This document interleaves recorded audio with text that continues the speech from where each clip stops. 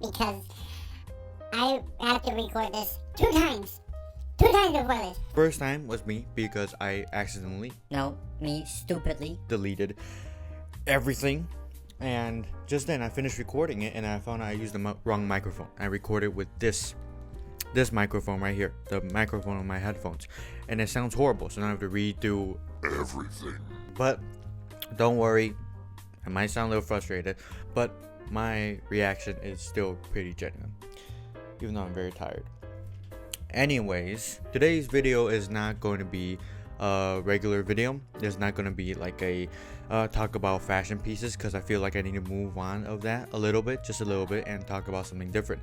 And in this video, I'm going to talk about my experience in IED, which was a very famous design university that does a lot of different types of design, but famous for fashion and car design. Now, the reason why I took this course was because I'm pretty interested in cars. I wanted to see what's like to design cars, and they basically teach you a little bit of the basis and basics of car design. You know, making a little bit of clay models, not the full, because you don't have enough time.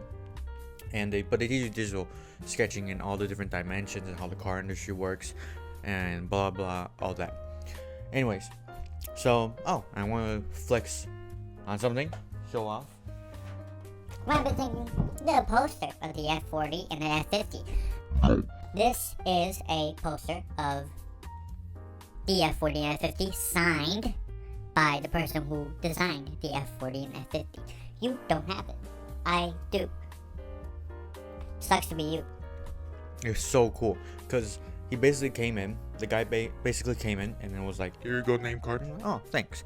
And then he started off a 3-hour lecture session of his experience as a car designer, how he got into Pininfarina to design his car, and his entire journey of design. Super cool. And another cool thing is that we went to a car collection. Not just a regular car collection, it's a private car collection. And in this collection, it was like a movie. We go in, right? Huge martini track car show on the roof. Huge. And I was like, wow. And then they have 3 cars covered up. Although I want to see it, they didn't allow you. And no AC, by the way. Super hot. Second, we went to a warehouse. They opened the gate. Movie scene. It just moves up like that. Black warehouse. The outside is full black with the number 1. Inside, oh my god, 2 rows of track cars. Pure track cars. Here are on my right, it's all Lancia Martini track cars. Boom. And on the left, it's Alfa Romeo track car, Fiat track car, Austin Mini track car. I don't know why Austin Mini has a track car. Porsche track car. It is amazing. And then, there's also a Audi Quattro track car. It is fascinating. It is beautiful. It is amazing. I went there, I took a bunch of pictures, and I was like, oh my god, this can't get any better. And then they was like, we have a second one. And I was like, we have a second one?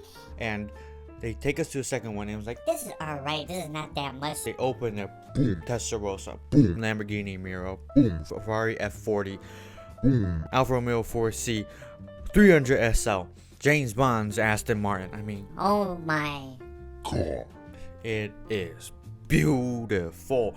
I was completely blown away. Okay, that's why you should take this course. I'm not promoting for them. They're not paying me. Not really paying me. They're not paying me whatsoever. And I spent a lot of money on this course.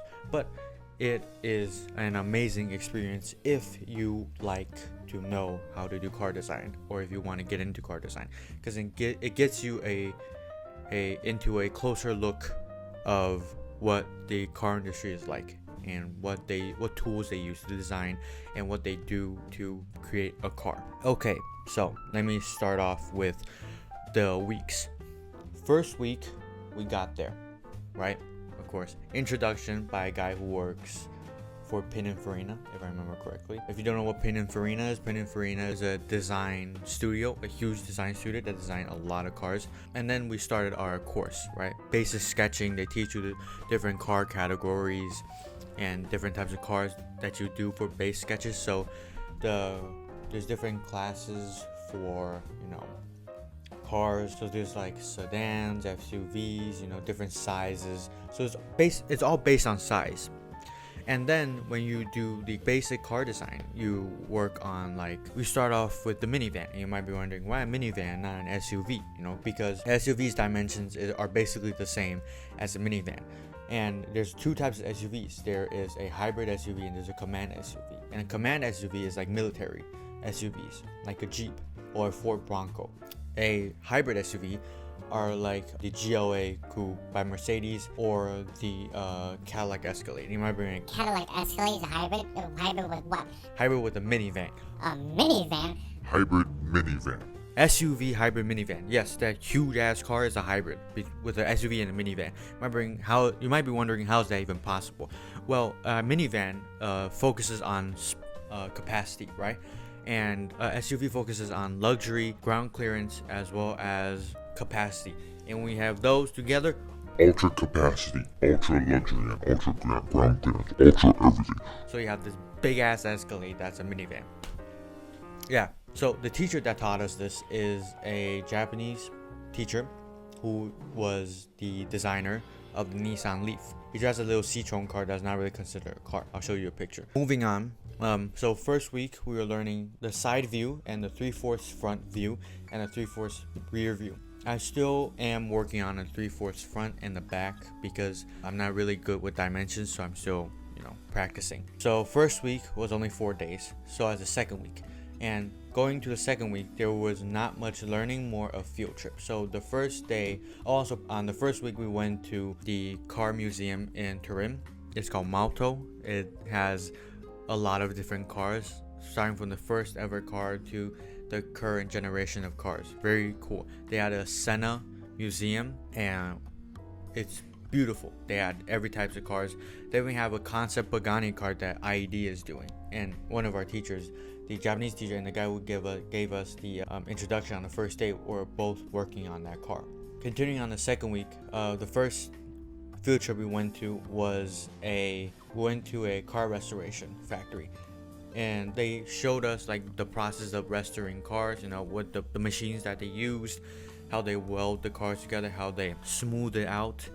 And it was pretty cool. They were restoring Alfa Romeo Giulietta and a couple of Porsches. And the process basically is, if you have enough money, you go there and you say, I want to restore a car. And they're like, oh. What car do you want to restore? They tell you if they can do it or not. And then they have to call up the original company of the car brand and then say, can we make this car? And if they say yes, you can make it. They made a couple Ferraris and a couple of Lamborghinis restored before it. In the second one, we went to a car. Interesting story. So first week we had to start working on a project. We had a final project that we had to present, which we had to make a car model and the car that we wanted to design. Now originally the plan is we had to make a electric Ferrari, a new one, but I didn't read the pamphlet, so I wasn't like, so I took inspiration from the 33 Stradale by Alfa Romeo. But Ferrari did use the similar design. We're not going to talk about that now, but one day our teacher was like, tomorrow you're gonna make 20 sketches. I want you to see all your car concepts. And I'm like, 20 sketches? 20? I barely do one. And so I went back and I rushed him. And next day he was like, oh, I like yours. I like these 3 and work on these. You might be wondering, only 3? Well, apparently, if he chooses 3 out of your batch, it means you're very good. If he chooses 2 out of your batch, it means you're average, and 1, you're not that good, and you need to work on it more. And so 3, so hey, I'm pretty good. So the second field trip on the second week went to was a design studio. They designed Japanese cars, American cars, a lot of Chinese cars, you know, and they had this very cool technology in which they would use VR to create simulation and create the shape of the car. Now the purpose of this is to create a realistic simulation of what the car would look like and how it would function, because it can save cost when it comes to creating the modeling for the new car that the company is trying to make.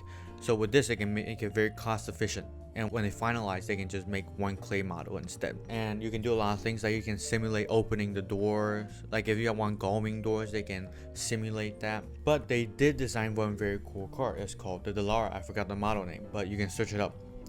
So this car has two versions. One has no roof whatsoever, not even a convertible, it just has no roof, like a track car, and the other one has a roof. Now the one without a roof is less, it weighs less than a ton. The whole chassis is carbon fiber. And the guy who was describing it to us of the experience with working with the Dallara engineers, the engineer walked up and said, What's that?